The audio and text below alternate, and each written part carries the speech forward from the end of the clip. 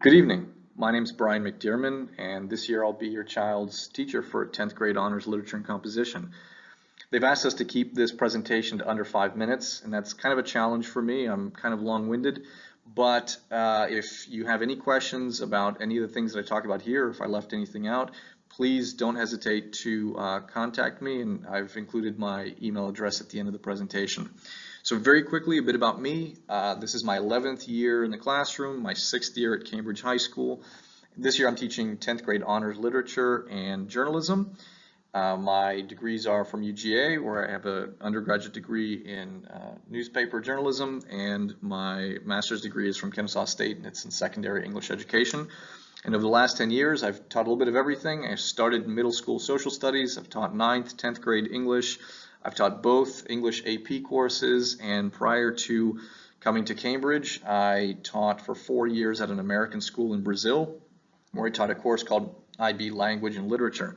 Over here, these are my kids. That's me with my daughter, Alice. She's 5 years old and just started kindergarten. And that's my son, Miles, and he just turned 3 a couple of weeks ago. So just a little bit about how I teach. First of all, I try to get my students writing every day in some form. That might be a journal entry, it might be an activity where students are imitating a writer's style or practicing a particular writing skill, or they might be working on developing a longer composition that they'll turn in later. But this is something that I try to incorporate into every lesson. And one area, big area of focus this year in 10th grade honors is on close reading. And so this is a sort of careful textual analysis where we examine how texts are constructed at the paragraph, the sentence, and even at the word level. This is the kind of, this is a skill set that will make them stronger readers, and it will also prepare them for the sort of analysis that they'll be asked to do in AP courses later or in college. So this is something that we really focus on quite a lot. Lastly, my classes are very discussion centered. So this is proving to be a little bit of a challenge during remote learning, but we're finding ways of trying to make this less intimidating for students who may not be as comfortable talking in small group or talking in larger groups, that is. We're doing things like inviting students to talk through the chat function in Teams and participate that way.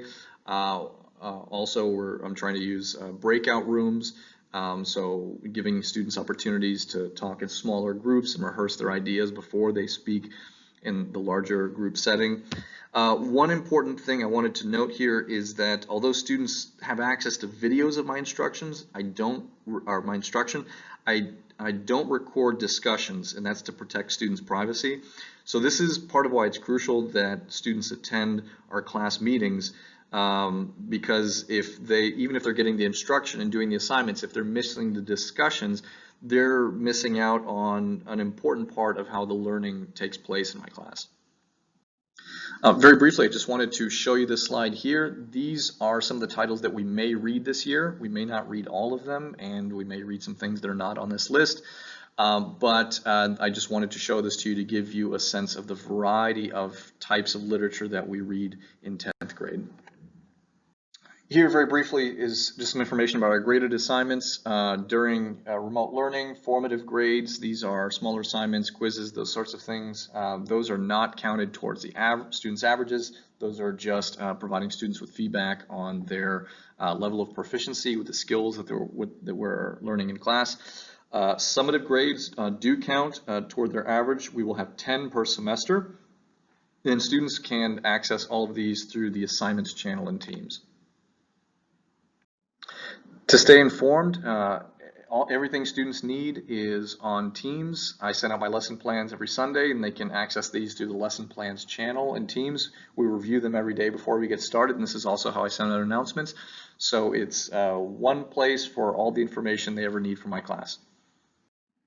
I'm available to help students every day, one-on-one, between 3:20 and 3:50. Those are our office hours. Of course, walk-ins are welcome, but if the student can make an appointment a day or two in advance, that's always better. That way I can better prepare by reviewing an assignment they did or looking up resources to help them. So I would just ask if they can make an appointment in advance to do so. And finally, there is my email address. If you ever have any questions or concerns, please don't hesitate to reach out. And of course, I'm always available for phone conversations or Teams meetings as well. Thank you very much.